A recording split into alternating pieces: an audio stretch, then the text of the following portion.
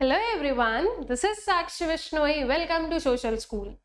तो इस वीडियो में हम लोग जो हमारी क्लास 11th इकोनॉमिक्स है उसमें जो हमारी बुक है स्टैटिस्टिक्स फॉर इकोनॉमिक्स, उसका जो चैप्टर है प्रेजेंटेशन ऑफ डेटा, उसके डिटेल्ड एक्सप्लेनेशन का पार्ट 10 हम लोग देखने वाले हैं।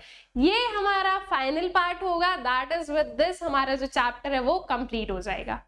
स्टूडेंट्स, लास्ट वाले जो हमारा पार्ट था उसमें हम लोगों ने हिस्टोग्राम के बारे में पढ़ा था, ग्राफिकल प्रेजेंटेशन चल रहा था। अब ग्राफिकल प्रेजेंटेशन को ही आगे बढ़ाते हैं और जो और भी हमारे पास में टाइप्स ऑफ ग्राफिकल प्रेजेंटेशन है उन्हें हम लोग देख लेते हैं।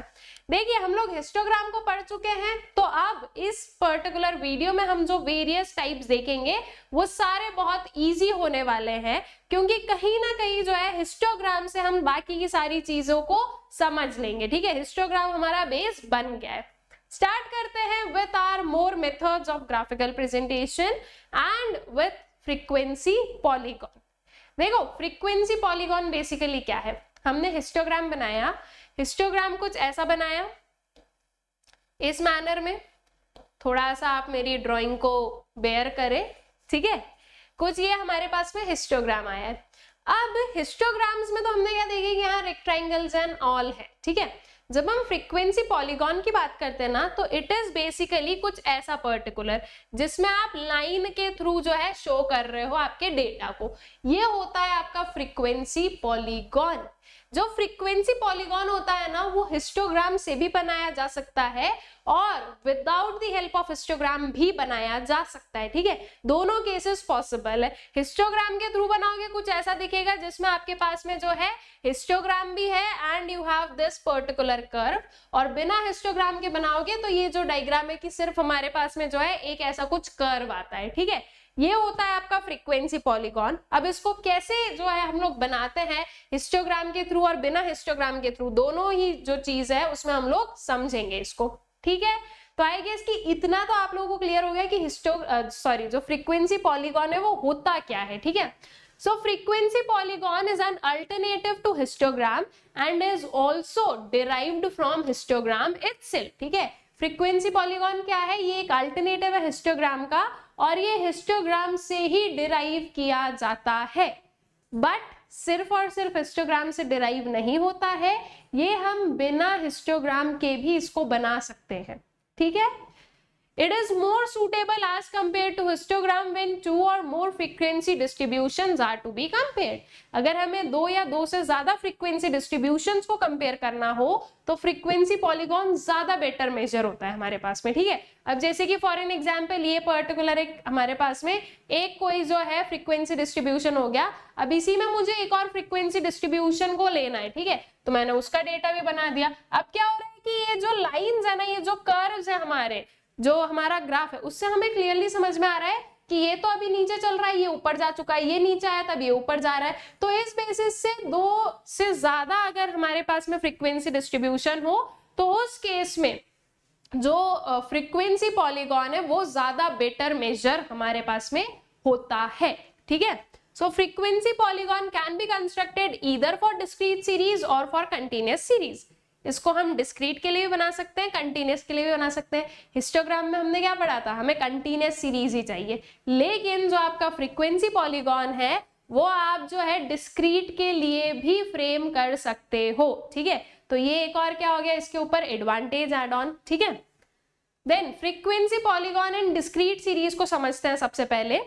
सो in case of discrete frequency distribution the following steps are followed. Step 1, take the values of variable on the x-axis and corresponding frequencies on the y-axis.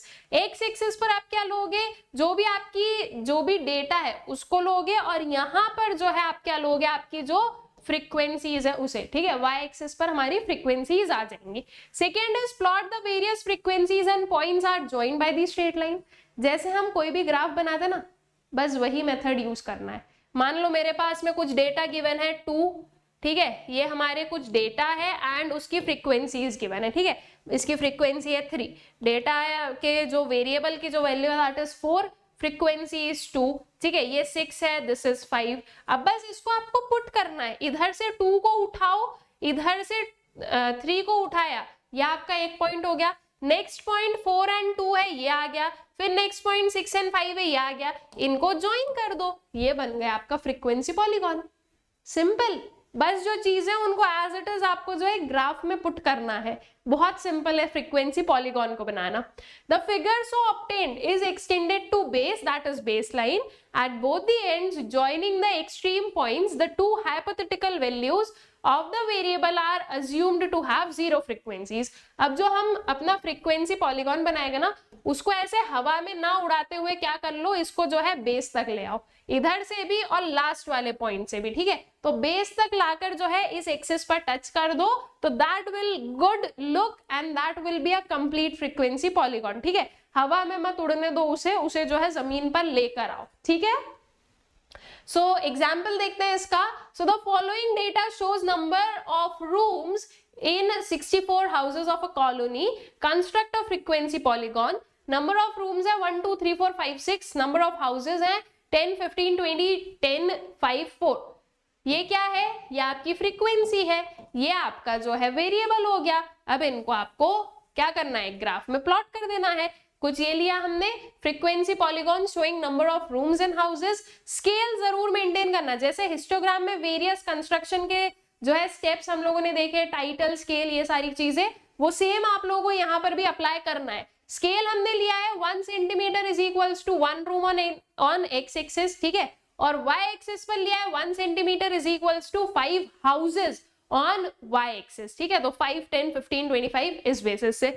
Now one number of rooms है that is 10 houses में है, 2 number of rooms मतलब कि 2 जो है rooms है आपके 15 houses में, 3 रूम्स है आपके 20 हाउसेस में, 4 रूम्स है आपके 10 में, 5 रूम्स है आपके कुछ 6 7 कुछ होगा शायद, और ये 5, ठीक है। तो अकॉर्डिंगली अब इनको आपको स्केल से क्या करना है, प्लॉट करना है। अब देखो जो हमारा फर्स्ट वाला पॉइंट था वो यहां से स्टार्ट हुआ, यहां पर खत्म हुआ, लेकिन दोनों साइड पर हमने क्या किया है, इसको नीचे बेस पर लेकर आए, ठीक है। दोनों ही साइड पर आप देखोगे कि हम लोग जो है बेस पर आए हैं और हमने इसको 0 मान लिया कि 7 नंबर ऑफ रूम्स की फ्रीक्वेंसी इज 0, मतलब कि 7 नंबर ऑफ रूम्स कहीं पर है ही नहीं, ठीक है, 0 हाउसेस में है, तो वो उसकी फ्रीक्वेंसी को जो है हमने 0 अज्यूम कर लिया, तो उससे हमारे डेटा पर कोई भी काइंड ऑफ दिक्कत नहीं आने वाली है, और उसको हवा में ना छोड़कर हम जो है उसको जमीन पर लेकर आ गए हैं, ठीक है। So this is basically discrete series में आपका फ्रीक्वेंसी पॉलीगॉन।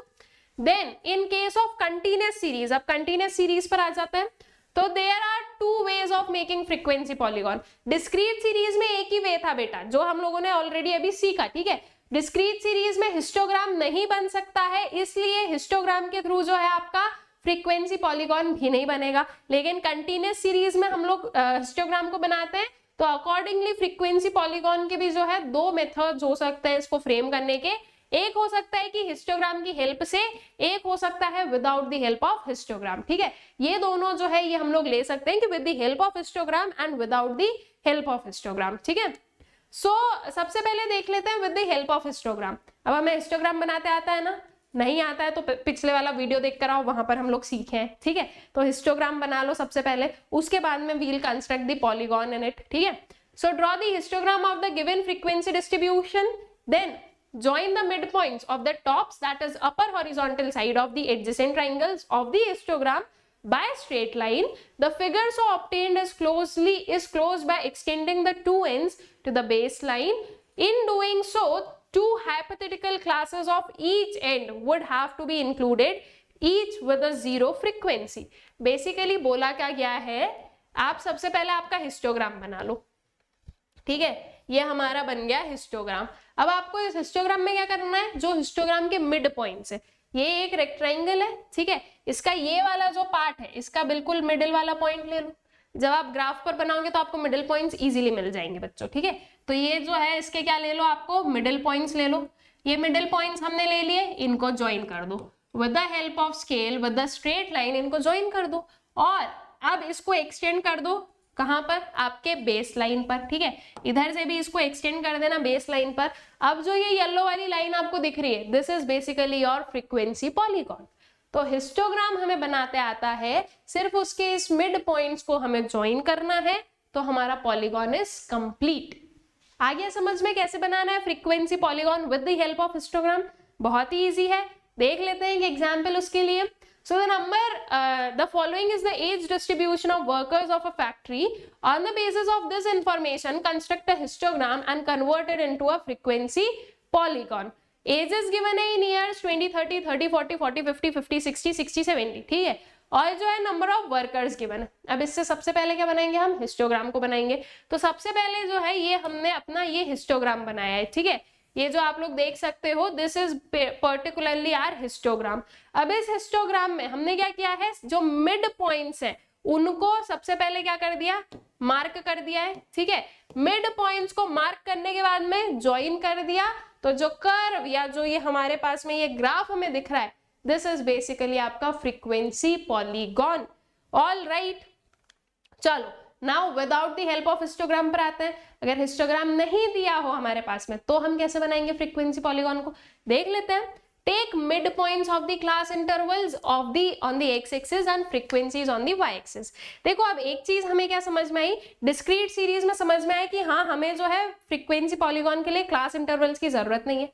दूसरी चीज, जब आपने यहाँ पर देखा तो आपको ये चीज समझ में आई होगी कि अगर हमें अपना फ्रीक्वेंसी पॉलीगॉन बनाना है तो हमें ये क्लासेस नहीं बल्कि इनके मिड पॉइंट्स की जरूरत पड़ेगी, ठीक है। अल्टीमेटली हम जा तो इसके मिडिल में रहे ना, 0 और 10 के मिडिल वाला पार्ट क्या है, दैट इज 5, जो कि क्या बनेगा, इसी का क्या होगा, आपका मिड पॉइंट बनेगा।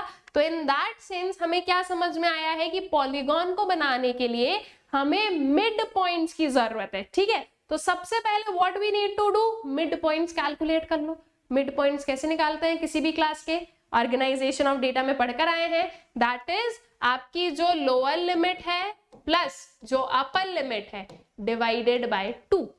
अगर हम ये करेंगे तो हमारे पास में जो मिड पॉइंट्स है वो हमें मिल जाएंगे, ठीक है। तो इस पर्टिकुलर फॉर्मूला को यूज करके आपको मिड पॉइंट्स निकाल लेने। मिड पॉइंट्स निकल गए तो आपकी जो कंटीन्यूअस सीरीज है वो डिस्क्रीट सीरीज में कन्वर्ट हो गई, और डिस्क्रीट सीरीज में हमने पॉलीगॉन बनाना अभी सीखा है, बस पॉलीगॉन बन जाएगा आपका, ठीक है। So plot the various frequencies and the points are joined by the straight line. The figure so obtained is closed by extending to the base at both the ends by adjoining the extreme points, first and last point, to the midpoint of the two hypothetical classes before the first class and after the last class, assuming that the frequencies are 0, ठीक है। तो basically बाकी की सारी चीजें exactly same है, कैसे बनाना है, बस एक एक्स्ट्रा चीज क्या हुई कि आपको मिड पॉइंट निकाल लेना है। तो इसका मिड पॉइंट क्या होगा, lower limit plus upper limit divided by 2, 0 plus 10 divided by 2 5, 10 plus 20 30 divided by 2 15, इधर 20 प्लस 30 कितना हो गया 50, 50 divided by 2 25 and so on, ये चलता जाएगा, ठीक है। ये जो है ये आपके वेरियस मिड पॉइंट्स आ गए, दीज आर योर फ्रीक्वेंसीज। अब इन दोनों को यूज करके पॉलीगॉन कंस्ट्रक्ट कर दो। ये आपके मिड वैल्यूज आए, ये आपकी number of students, that is your frequencies, और ये आ गया हमारा पॉलीगॉन, ठीक है। तो अब बेसिकली यहाँ पर हमने कोई भी जो है हिस्टोग्राम का कंस्ट्रक्शन नहीं किया, हमने क्या किया है, हमने डायरेक्टली जो पॉलीगॉन है उसको बनाया है। और आप मार्क्स देख सकते हो कि हमने मिड पॉइंट्स लिए, ठीक है, 5, 15, 25, 35, 45, ये सारे जो है जो मिड पॉइंट्स हैं उन्हें हमने यहाँ पर लिखा है, ठीक है। तो जो है 5 की जो फ्रीक्वेंसी है दैट इज 0, 15 की फ्रीक्वेंसी इज व्हाट आपकी 10, ठीक है। 5 की फ्रीक्वेंसी 0, हाँ 15 से स्टार्ट हो रहा है यहाँ पर, ठीक है।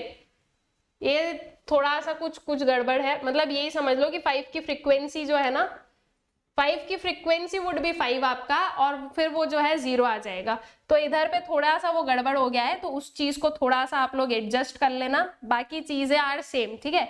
तो ये जो है ये आपको पुट डाउन करना है, और जो आपका इनिशियल मतलब इधर और इधर वाले जो लास्ट पॉइंट्स होंगे उनको लाकर क्या कर देना है, बेस लाइन पर ज्वाइन कर लेना है, ठीक है। तो आपका जो पॉलीगॉन है that will be completed, and this is without the histogram वाला कंसेप्ट, ठीक, आई गेस क्लियर। चलो अब आते हैं फ्रीक्वेंसी पॉलीगॉन वर्सेस हिस्टोग्राम पर। हिस्टोग्राम पढ़ लिया, पॉलीगॉन पढ़ लिया, दोनों में क्या डिफरेंस है और दोनों में कौन सा ज्यादा बेटर क्या है, इस चीज को देखते हैं। अब डिफरेंस तो हमें समझ में आ गया, हिस्टोग्राम में जो है हम वैसे रेक्टेंगल्स बनाते हैं और पॉलीगॉन में हम जो है कर्व बना रहे हैं, ठीक है, प्रॉपर्ली जो है ग्राफ बना रहे हैं इसका।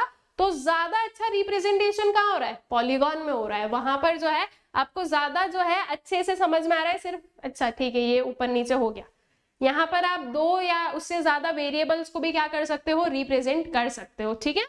सो frequency polygon is a line graph, whereas histogram is collection of adjacent triangles, ठीक है, rectangles. It is basically collection of adjacent rectangles. Frequency polygon is multi-dimensional, whereas histogram is 2-dimensional figure. जो आपका polygon है उसमें आप और भी dimensions को ले सकते हो, लेकिन हिस्टोग्राम में सिर्फ 2 ही डायमेंशंस, जो एक फ्रीक्वेंसी और जो आपकी क्लास है, ठीक है। आप जो पॉलीगॉन है वो एक से ज्यादा वेरिएबल्स के लिए भी बना सकते हो। Several frequency distributions can be plotted on the same axis as frequency polygon.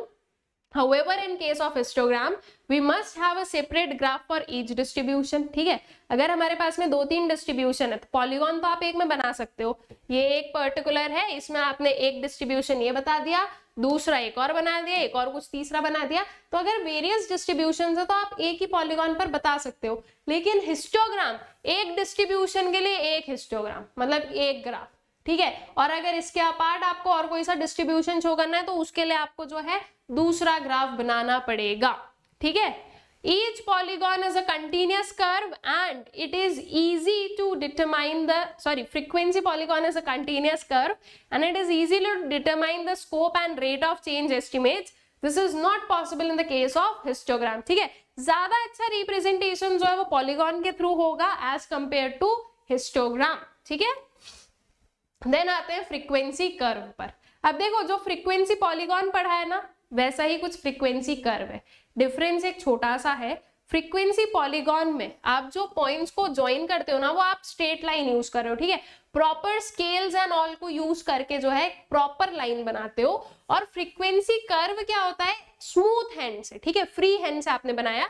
जैसे कि ये पॉइंट्स है तो इसको आप ऐसे ज्वाइन नहीं करके क्या करोगे, थोड़ा सा स्मूथ हैंड चलाओगे। ये देखो यहाँ पर ये कर्व ऐसा आया है, अगर ये पॉलीगॉन होता तो ये कर्व ऐसा होता, ठीक है। तो बस इतना डिफरेंस है आपके फ्रीक्वेंसी कर्व और फ्रीक्वेंसी पॉलीगॉन में। ऑल राइट, ये ध्यान रखना है आपको।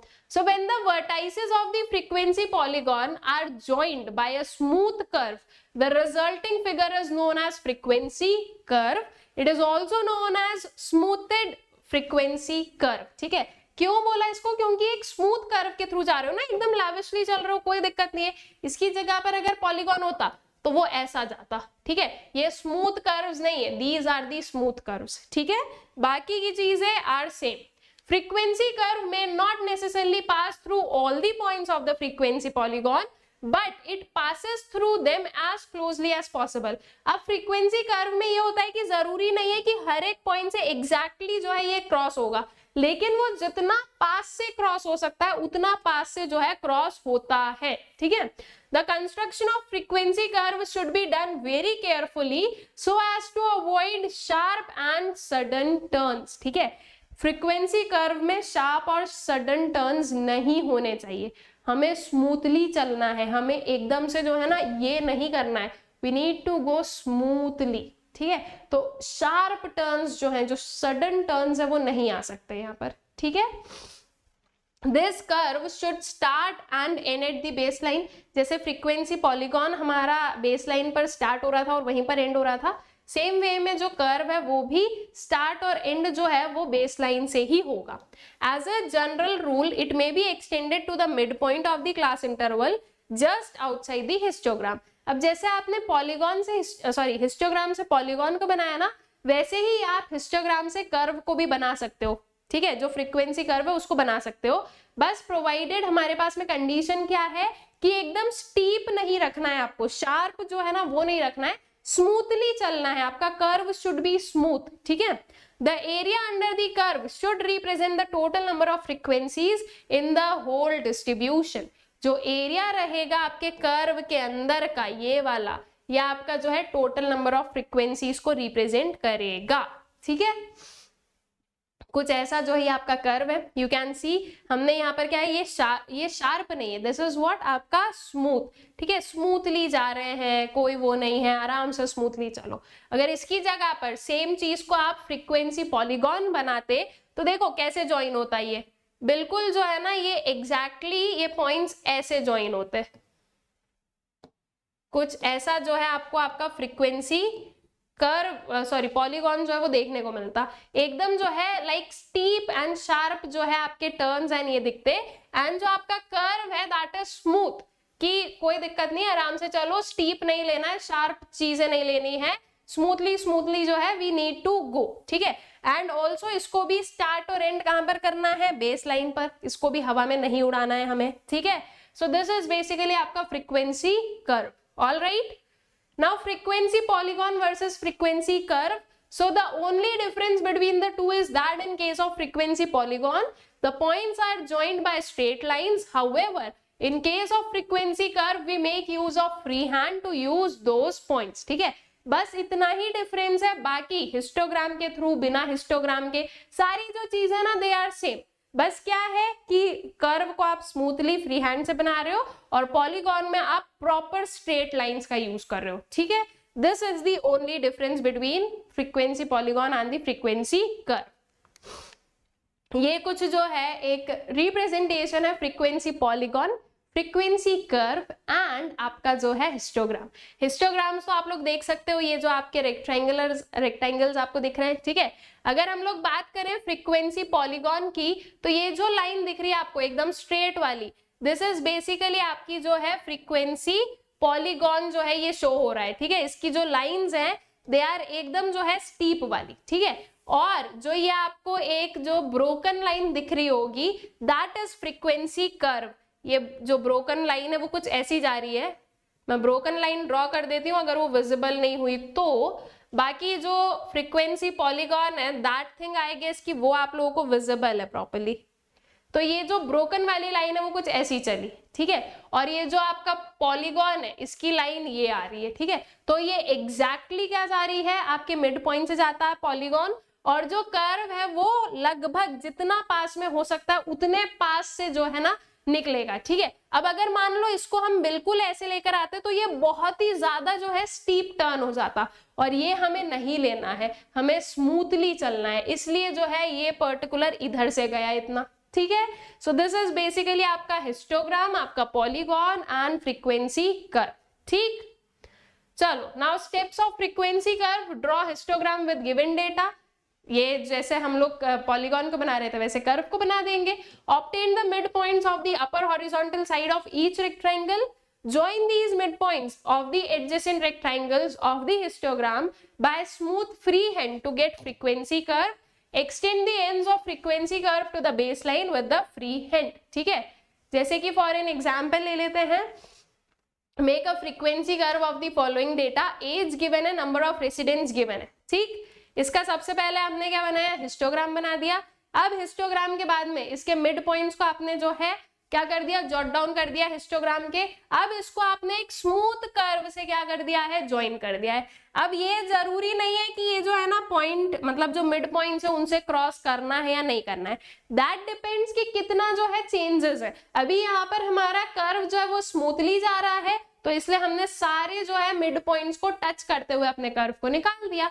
अगर कहीं पर स्टीप फॉल होता या स्टीप राइज होता तो थोड़ा बहुत जो है इधर उधर हो जाता, बाकी इसमें तो क्या हो रहा है कि पूरा स्मूथली जा रहा है आराम से, तो इसलिए जो है हमने सारे पॉइंट्स को ही टच करते हुए अपने फ्रीक्वेंसी कर्व को बना दिया है, ठीक है।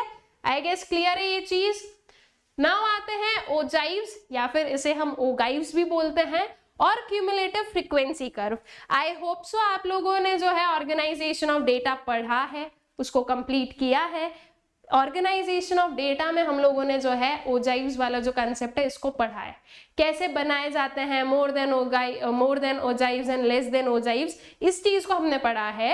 अब बस वही चीज यहाँ पर, जो आपका क्यूमुलेटिव फ्रीक्वेंसी डिस्ट्रीब्यूशन है उसको आपको बनाना है। आपके पास में एक जो है कंटिन्यूअस सीरीज गिवन है, उसमें से जो भी पर्टिकुलर क्वेश्चन आपको बोल रहा है उस हिसाब से आपको लेस देन ओजाइव्स या फिर मोर देन ओजाइव्स जो है वो कंस्ट्रक्ट करना है या वो बनाने हैं, ठीक है। अब आपके पास में कुछ डेटा आ जाएगा, उस हिसाब से आपको चीजों को प्लॉट कर देना है और ग्राफ बना देना है, तो वो जो है आपका क्यूमुलेटिव फ्रीक्वेंसी कर्व जो है वो बन जाएगा, ठीक है।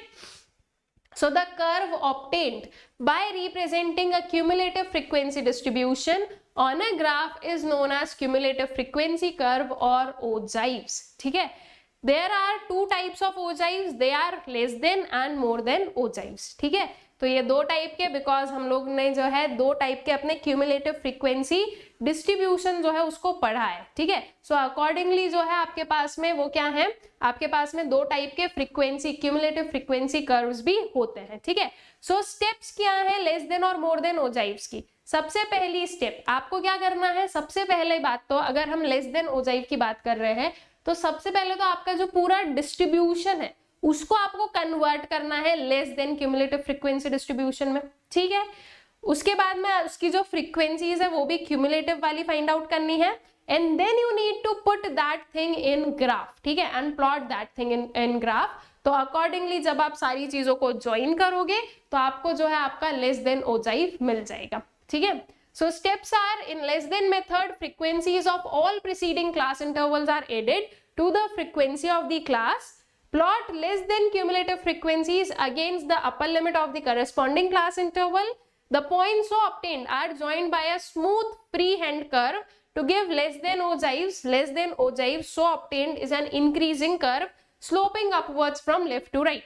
Basically कैसे करना है इसको हम with the help of example देखते हैं ताकि जो है आप लोगों को क्लैरिटी रहे कि कैसे जो है इसको सॉल्व किया जाता है, ठीक है। सो एग्जाम्पल है हमारे पास में, from the following distribution of monthly income of 60 people in a company draw less than ogive curve, ठीक है। ये पर्टिकुलर चीज है, लेस देन को कैसे बनाते हैं याद करो, जल्दी से रिवाइज करवा दो। लेस देन के लिए सबसे पहले जो है आपको ये सारी जो अपर लिमिट्स हैं ये लेनी है, ठीक है। दैट इज हम लोग कुछ ऐसा लेंगे लेस देन 20 अपर लिमिट लेना है, ठीक है, less than 30, less than 40, less than 50, less than 60 and less then 70, ठीक है। ये आपकी जो है वेरियस क्या बनी है, जो क्लासेस है वो बनी है। इसके बाद में अब आपको इस फ्रीक्वेंसी को भी क्यूमुलेटिव फ्रीक्वेंसी में कन्वर्ट करना रहेगा।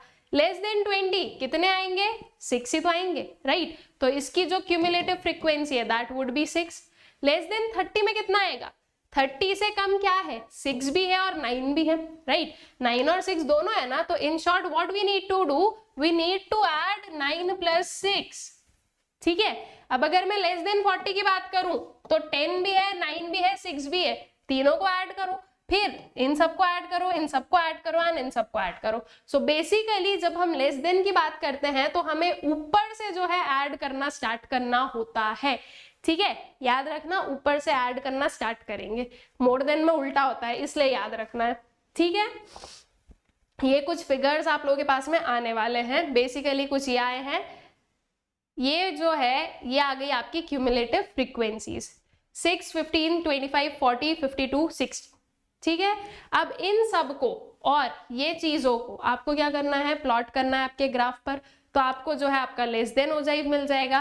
कैसे प्लॉट करेंगे, तो देखो less than ogive showing monthly income of people, scale लिया हमने 1 centimetre is equals to 10,000 rupees in on X axis and 1 centimetre is equals to 10 people on Y axis, ठीक है। तो ये चीज हमने ली। अब देखो लेस देन 20 कितनी क्या थी हमारी फ्रीक्वेंसी, 6 थी, तो ये हमने 6 लिखा है था, ठीक है। लेस देन 30 क्या थी हमारी frequency, that was 15, alright. Less than 30 15 है, लेस देन 40 25 है, तो अकॉर्डिंगली पुट करो, लेस देन 30 15 हो गई, लेस देन 40 25 हो गई, less than 50 is 40, less than 60 is 52, less than 70 is 60। इन सबको हमने ज्वाइन कर दिया, क्या बन गया आपका जो लेस देन ओजाइव है वो बन गया, ठीक है। जो लेस देन ओजाइव है वो आपका इधर से लेफ्ट हैंड से स्टार्ट होगा और राइट हैंड की साइड जो है बढ़ता हुआ जाएगा, all right, because we can see that this is increasing. So accordingly जो है ये इंक्रीजिंग है, इसलिए ये इस साइड पर जा रहा है, लेफ्ट टू राइट जो है ये आपका लेस देन ओजाइव जाता है, ठीक है। अब जैसे लेस देन को बनाया वैसे मोर देन को बना देते हैं। मोर देन की स्टेप्स क्या हो जाएंगी आपकी, स्टेप 1 हो जाएगी कि पहले आपके जो पूरा डिस्ट्रीब्यूशन है उसको मोर देन में कन्वर्ट करो, उसके बाद में जो है इन सारी चीजों को प्लॉट करो एंड ग्राफ बना दो। तो चलो बना देते हैं, ये आपके पास में डेटा है। अब मोर देन में आपको क्या लेना है, मोर देन में आपको बनाना है लोअर लिमिट के करस्पॉन्डिंग, ठीक है। More than 10, more than 20, more than 30, 40, 50 and 60, all right. अब ये आप बनाओगे। अब उसके बाद में अब आपको क्या करना है, मोर देन 10 में क्या आएगा स्टूडेंट्स, ये सभी तो मोर देन 10 है, राइट। तो अब आपको उल्टा स्टार्ट करो, यहां से स्टार्ट करो। लेस देन में यहां से स्टार्ट किए थे, अब यहां से स्टार्ट करो। जो मोर देन 60 है उसकी frequency would be 8, more than 50 की फ्रीक्वेंसी कितनी होगी, ये दोनों, तो it would be 12 plus 8। More than 40 की फ्रीक्वेंसी कितनी होगी, ये तीनों होने वाले हैं, तो that would be 15 plus 12 plus 8, ठीक है। मोर देन 30 की फ्रीक्वेंसी ये सब होने वाली है, that is 10 plus 15 plus 12 plus 8। इस बेसिस से आप जो है इसको ऐड करते जाओ, ठीक है। तो लेस देन में हमने ऊपर से स्टार्ट किया था, मोर देन में हम नीचे से स्टार्ट करेंगे, ठीक है। और मोर देन में हमारी जो है लोअर लिमिट्स हमें लेनी रहेगी। तो बस इस चीज को अब इधर निकाल दो। ये वी कैन सी दैट ये जो है ये हमारी जो मोर देन की क्यूमुलेटिव फ्रीक्वेंसी आ गई। इन सबको प्लॉट कर दो, ठीक है। जो हमारा ग्राफ है उस पर क्या कर दो, इसको प्लॉट कर दो। तो ये आपका जो है मोर देन हो जाएगा। स्टार्ट होगा ये यहां से, ठीक है। आपका जो है राइट हैंड साइड से, सॉरी लेफ्ट हैंड साइड से स्टार्ट हुआ है, राइट हैंड साइड पर जा रहा है ये, ऑलराइट। और ये डाउनवर्ड स्लोपिंग आ रहा है। डाउनवर्ड क्यों आ रहा है, क्योंकि ये सबसे ज्यादा इधर है और इधर जाकर ये कम हो रहा है। और जो लेस देन था वो यहाँ पर कम था और इधर जाकर बढ़ रहा था, इसलिए वो इस टाइप से अपवर्ड स्लोपिंग आ रहा था और ये डाउनवर्ड स्लोपिंग आ रहा है, ठीक है। So this is the thing. ये आपका जो है क्या बन जाता है, मोर देन ओजाइव बन जाता है। अब आप जो है मोर देन और लेस देन हमने अलग अलग पढ़ा है, दोनों को हम जो है एक ही ग्राफ पर भी बना सकते हैं, ठीक है। कैसे, देखो क्वेश्चन देखते हैं, एग्जाम्पल देखते हैं, इससे समझेंगे। Draw less than and more then ogive curve of the data given in less than example on the graph. Monthly income in thousands given है, ठीक है। लेस देन और मोर देन ओजाइव जो अब हमें बनाना है, ये पर्टिकुलर हमारे पास में डेटा है, ये उसकी फ्रीक्वेंसी है। Now what we need to do, इसका लेस देन भी फाइंड आउट करो, इसका मोर देन भी फाइंड आउट करो, ठीक है। तो जब आप लेस देन और मोर देन फाइंड आउट करोगे, कुछ डेटा आपके पास में ये आएगा। अब इन चीज को उठाकर एज इट इज क्या कर दो, प्लॉट कर दो। तो यहाँ पर यू कैन सी कि आपका जो है मोर देन भी आ गया, ठीक है। ये सेम ग्राफ पर हो सकते हैं, ये मोर देन आ गया, ये लेस देन आ गया, ठीक है। और ये जो है हमारा जो ग्राफ है showing more than and less than ogives, वो हो जाता है complete. All right, I guess कि क्लियर हो गया है आप लोगों को less than and more than ogives जो है वो कैसे बनाने हैं, ठीक है। तो frequency curve, frequency polygon and less than more than ogives जो है, I guess these things are clear to you.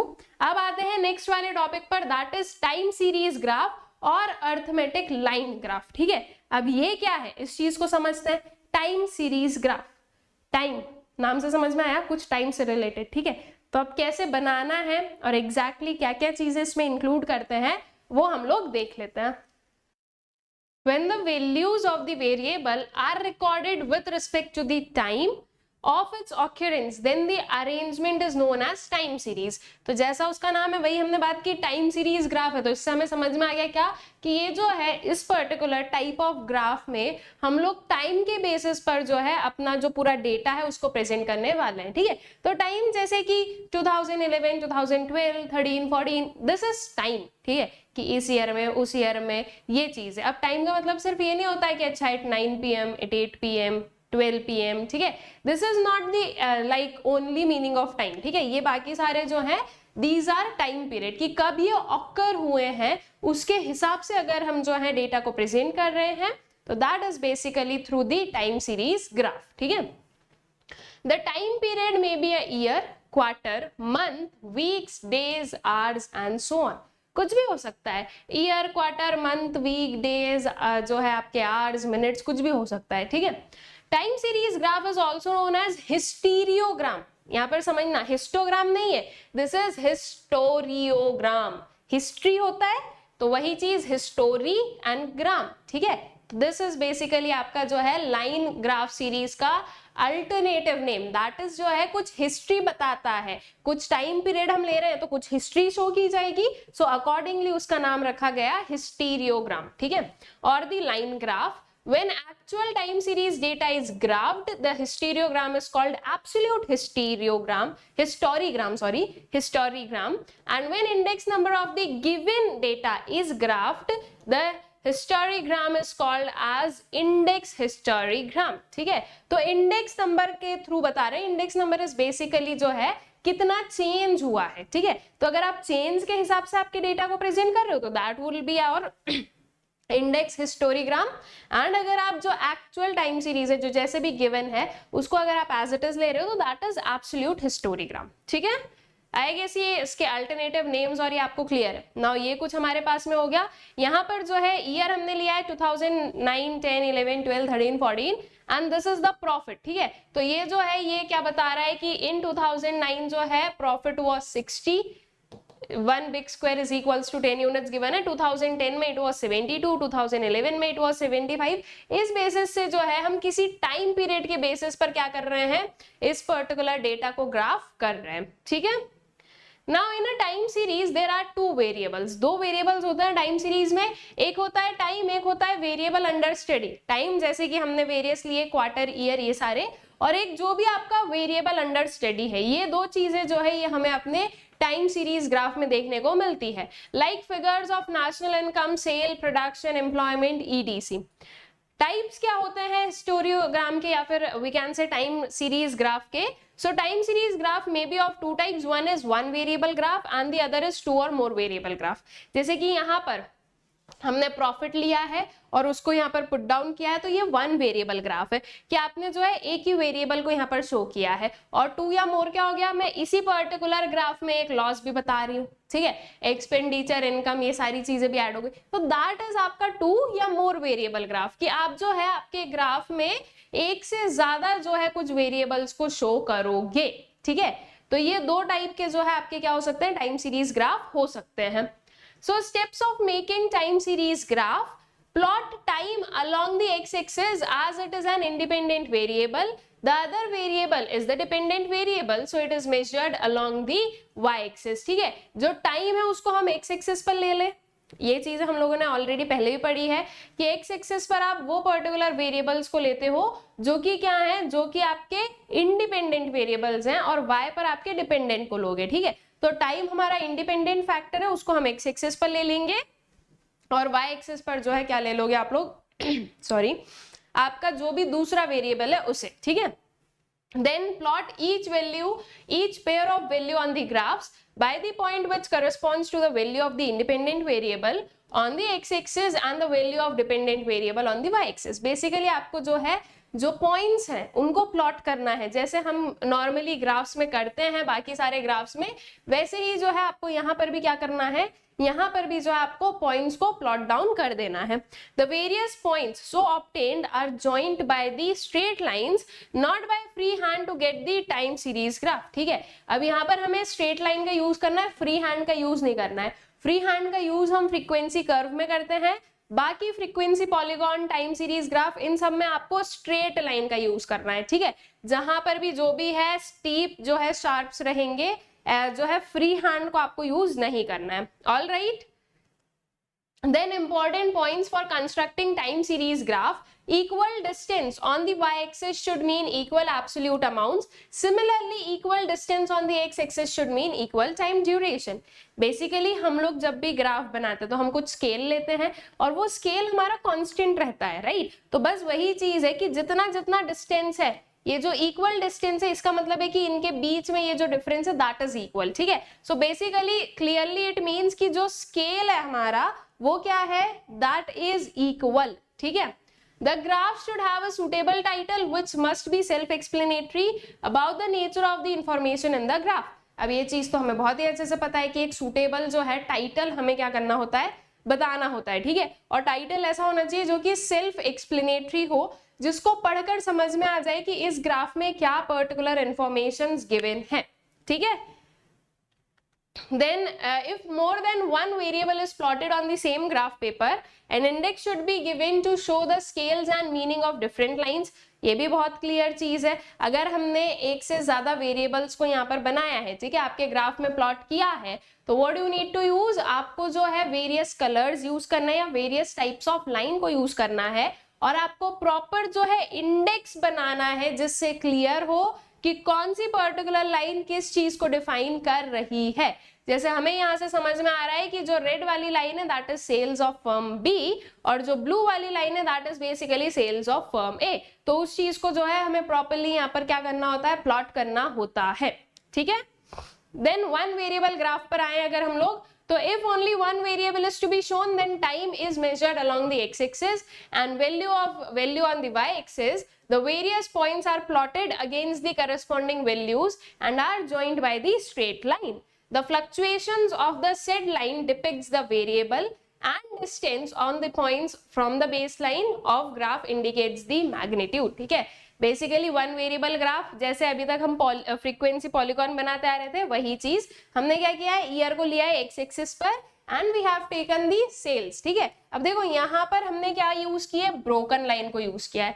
Broken line को हमने 2-3 बार पढ़ लिया है, आई गेस आप लोगों को अच्छे से याद है ये क्या होती है. ठीक है, और इसका यूसेज भी समझ में आ गया कि आप इसको कहां पर यूज कर सकते हो. तो बस ऐसी जगहों पर आपको यूज करना है. ब्रोकन लाइन को यूज किया, यहाँ पर हमने स्टार्ट किया है 2080 से, और फिर जो स्केल है दैट इज 2020 का स्केल है. ठीक है, तो अकॉर्डिंगली जो है ये सिर्फ 2020 का स्केल रखते तो 0 से स्टार्ट करते तो पता नहीं ये ग्राफ कहाँ जाता, हमारे पास में जगह कम पड़ जाती लेकिन ग्राफ पूरा नहीं हो पाता. तो इसलिए क्या करो, ब्रोकन लाइन को यूज करो, बेस्ट थिंग. ठीक है, तो अकॉर्डिंगली जो है सारे डेटा को हमने पुट डाउन किया है, जो है ग्राफ बना दिया उसका. एंड यू कैन सी कि ये जो लाइंस है वो कैसी है, स्ट्रेट है, फ्री हैंड लाइंस नहीं है, दीज आर स्ट्रेट लाइंस. एकदम जो है शार्प जो है यहाँ पर आपके चेंजेस आपको देखने को मिलेंगे. ठीक है, this is basically one variable अगर गिवन हो तब जो ग्राफ बनाते हैं. अब एक जो है प्रॉपर एग्जाम्पल ले लें. The following table shows cement production of the factory between 2014 and 2019. Present the information in the form of one variable time series graph. Year given है, सीमेंट का प्रोडक्शन गिवन है, पुट कर देते हैं graph में, ये कुछ बन जाएगा आपका. ईयर्स हमने ले लिया अपने एक्स एक्सिस पर, टाइम जो था, सीमेंट का प्रोडक्शन हमने ले लिया वाई एक्सिस पर, सारी जो वैल्यूज है उनको 1 by 1 पुट कर दिया एंड जो है हमारा ग्राफ इज कंप्लीटेड.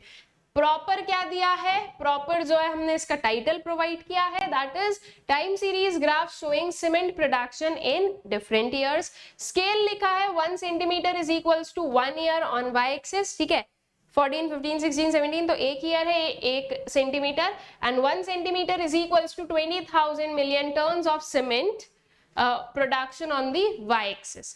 ठीक है, तो ये प्रॉपरली जो है आपको आपके इंडेक्स आपका जो है स्केल, आपका टाइटल और आपकी जो पूरा ग्राफ है वो आपका कंप्लीट हो जाता है. ठीक है, देन आते हैं फॉल्स बेस लाइन पर. जिस बेस लाइन को मतलब जो ब्रोकन लाइन को हम लोग अभी तक पढ़ रहे थे, वही चीज यहाँ पर कि एक जो है फॉल्स बेस लाइन क्या होता है. बेसिकली ये हमने 800 से स्टार्ट किया और ऊपर हम देख सकते हैं कि जो वैल्यूज या जो स्केल है दैट इज 100 का.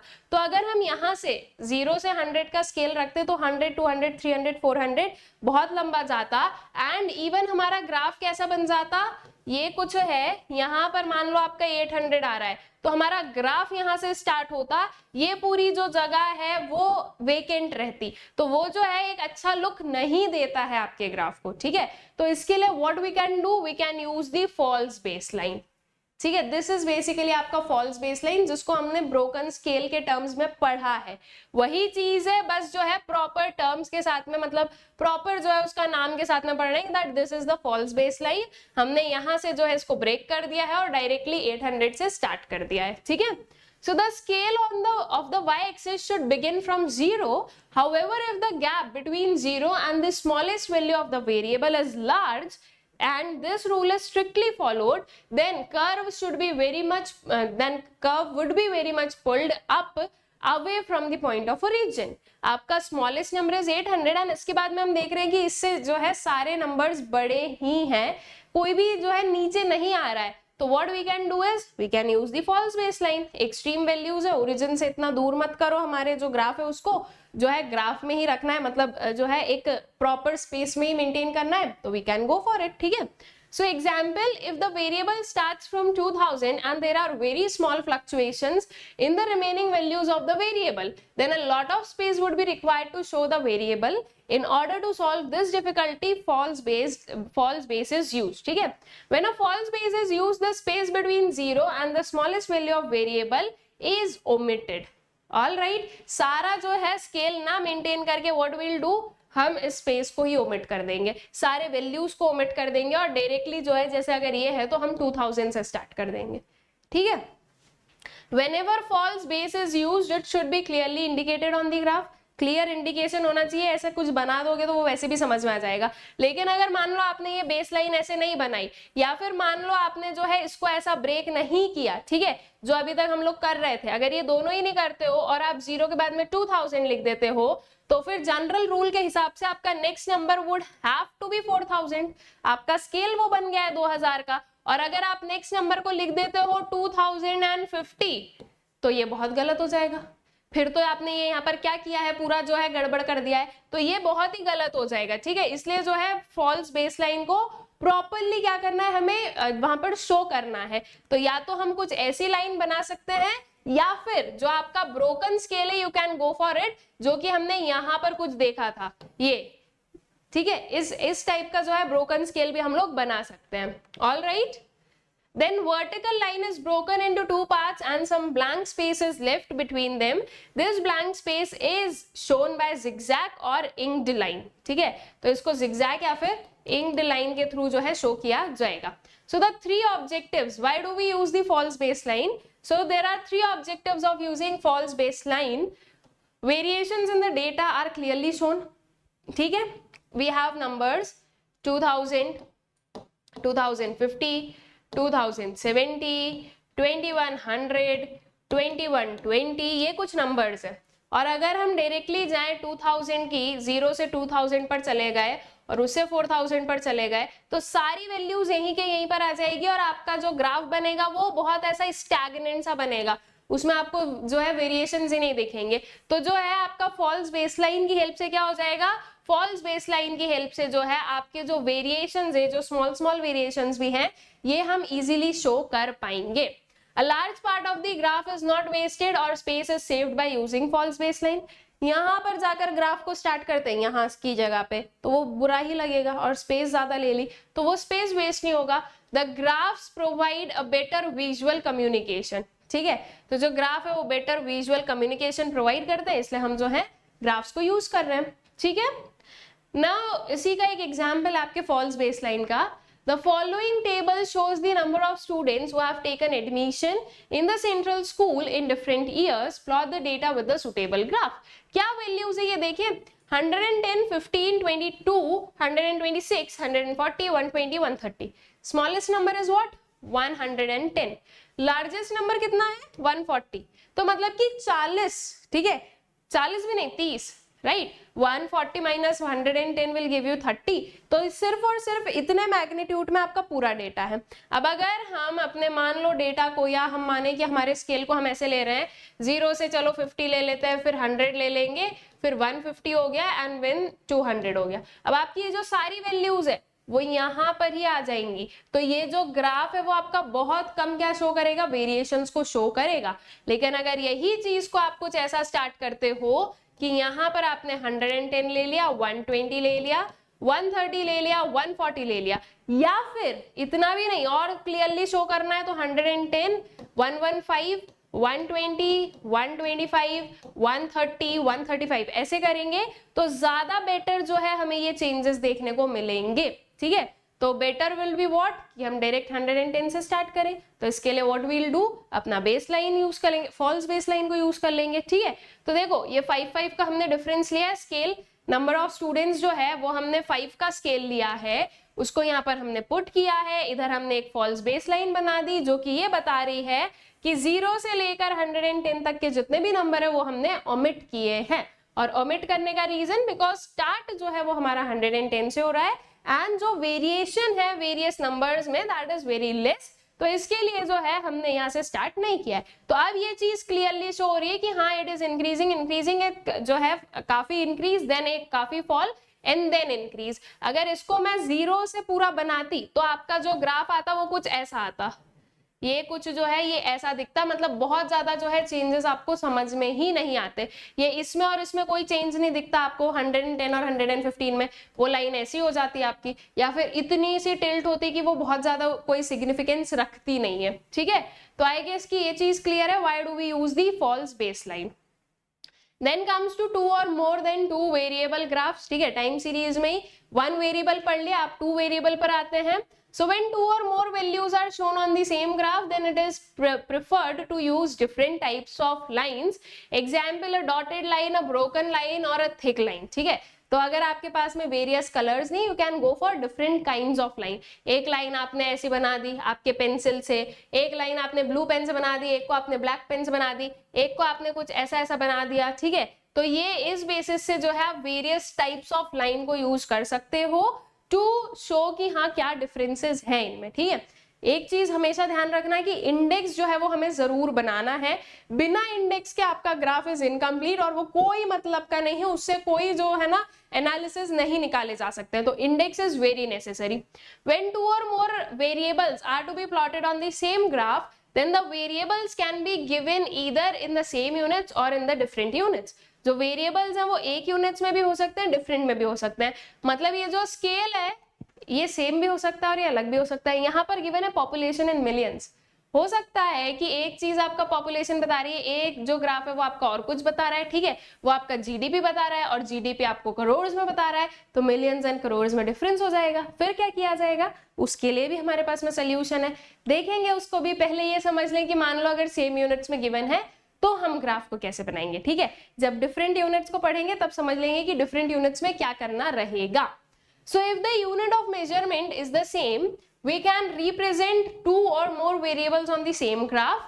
The method of preparing this graph is the same as in the case of one variable, but there will be two or more curves instead of one curve. ठीक है, तो basically यहाँ पर क्या है कि हम एक कर्व की जगह पर दो या दो से ज्यादा, मतलब जितने भी वेरिएबल्स है उतने कर्व यूज कर लेंगे.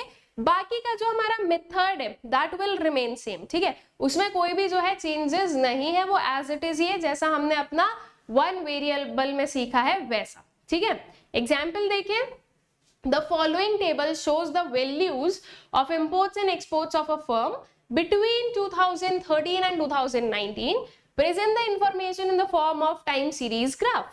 Years given है, imports of raw material and exports of finished goods है. ठीक है, और दोनों ही जो है लैक्स में गिवन है, तो ये दोनों का क्या है, सेम यूनिट है, तो हम एक ही जो है ग्राफ में इन वैल्यूज को प्लॉट कर सकते हैं. ठीक है, तो अब जो है इन सबको देखकर हमें क्या कर लेना है, एक स्केल अपना मेंटेन कर लेना है एंड देन उसके बाद में व्हील स्टार्ट. ठीक है, तो स्केल हमने लिया है 1000, 2000, 3000 इस बेसिस से. नाउ यू कैन सी जो एक्सपोर्ट्स है वो आपकी ब्रोकन लाइन है. ठीक है, ये जो है दिस इज योर एक्सपोर्ट्स, ये लाइन कुछ ऐसी है, ये इस टाइप से ब्रोकन वाली है.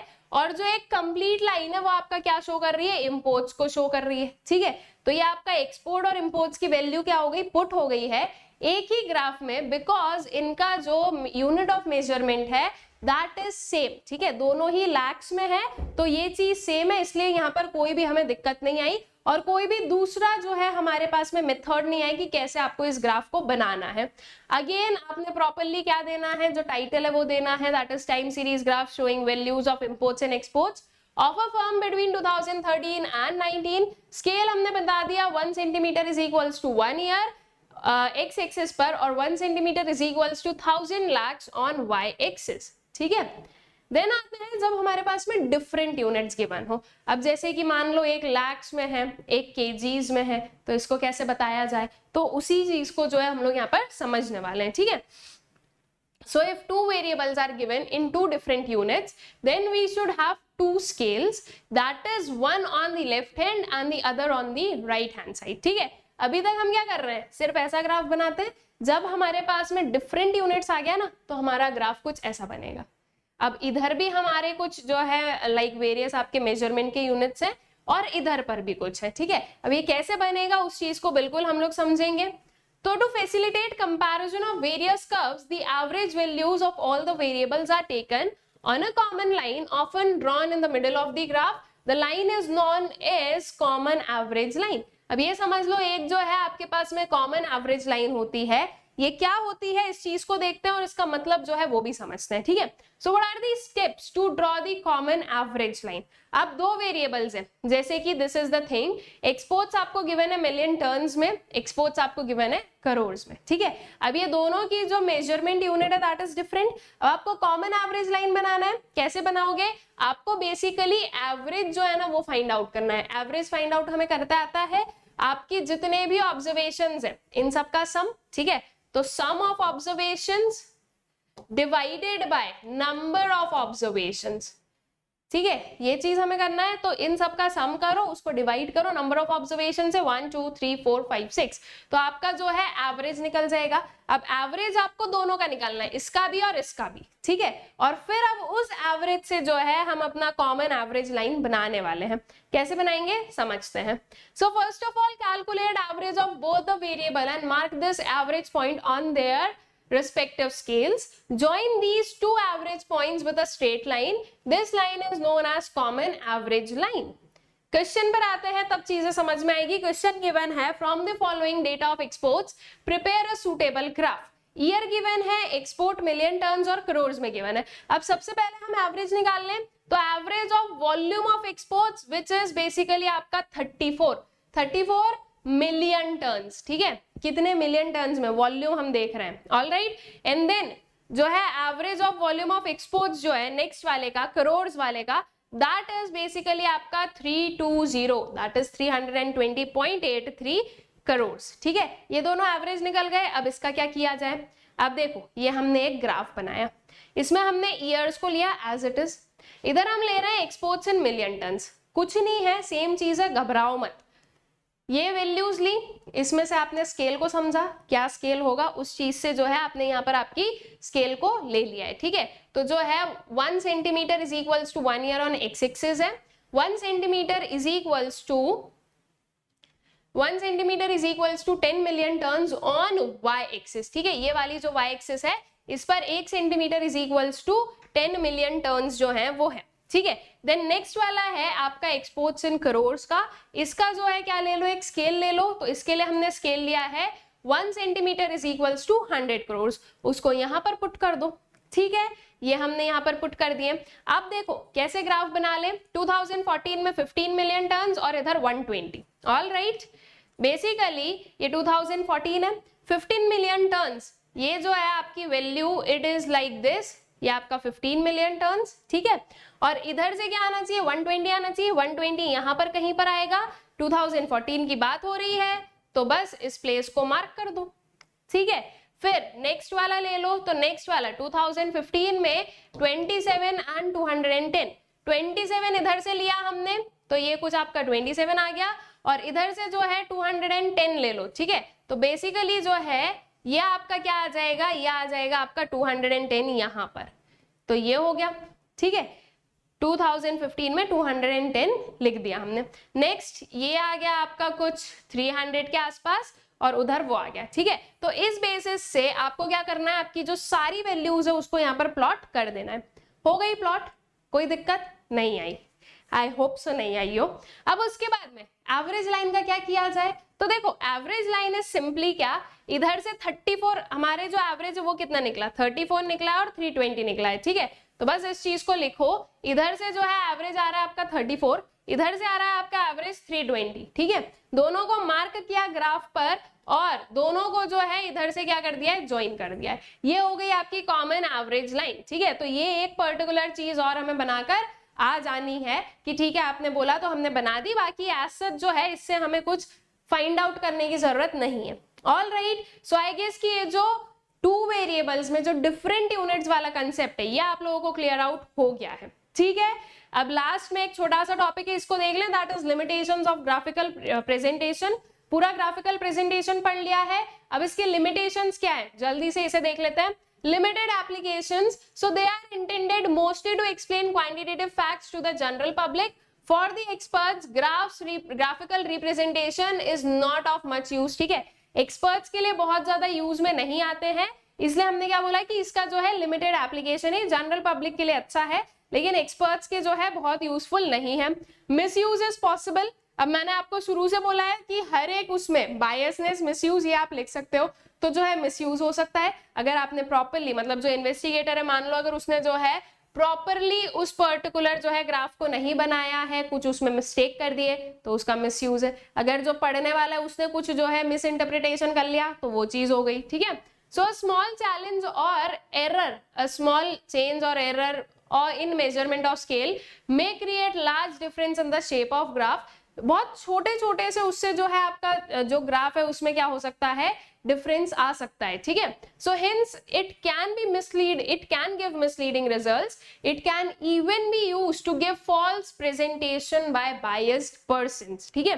Then it is subjective, subjective कैसे कि interpretation can differ from person to person, कोई कुछ एनालिसिस निकाल रहा है, कोई कुछ एनालिसिस निकाल रहा है, ठीक है। So this can be subjective and lack of accuracy, graphs do not reveal the accuracy of the data, they only show the fluctuations of data, hence they cannot be used to test the accuracy of the data, ठीक है। Limited information है तो accuracy को हम check नहीं कर पाएंगे, तो ये क्या बन जाता है, इसका लिमिटेशन बन जाता है।